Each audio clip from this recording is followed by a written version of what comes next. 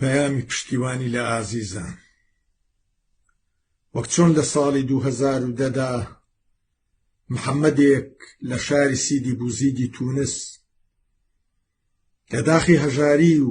بێچارەیی ئاگری لە خۆی بەردا بە بڵێسەی بەدەنی خۆی هەموو وڵاتی خڕۆشاند و ڕژیمی بن عەلی ژێرژوور کرد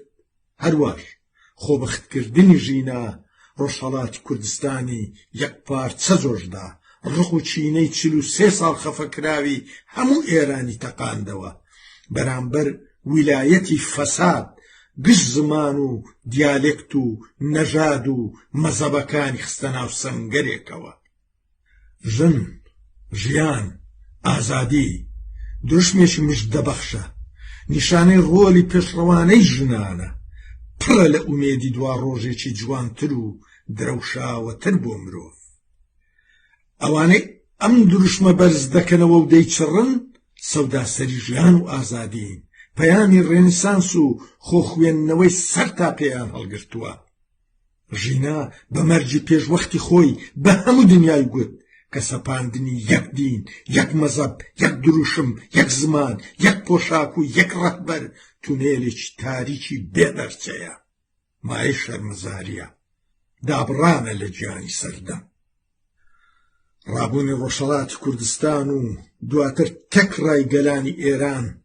نەکرد بۆ ئێران خۆی بەڵکو بۆ گشت ڕۆژهەڵاتی ناوەڕاست و جیهانیش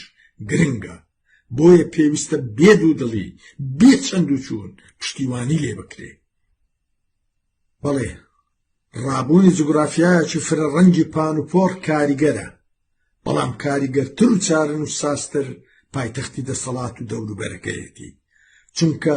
پێگەکانی ڕژێمی تێدایە هەروە چونکە ئەو زەبر و زەنگ و کوشتارەی ڕژێمی ئاخوندان لە کوردستان و بلوچستان و پەراوێزەکان بەکاریان دێنێ ناتوانێ بە هەمان شێوە لە پایتەخت پیادەیان بکە نەکرد لەبەر ئەوەی لە تەنینەوەی ئاگری نێزیک دەدرسێ بەڵکو لەبەر ئەوەش کە سێنتەری بڕیار پتر چاوی کامێراکانی جیهانی لەسەرە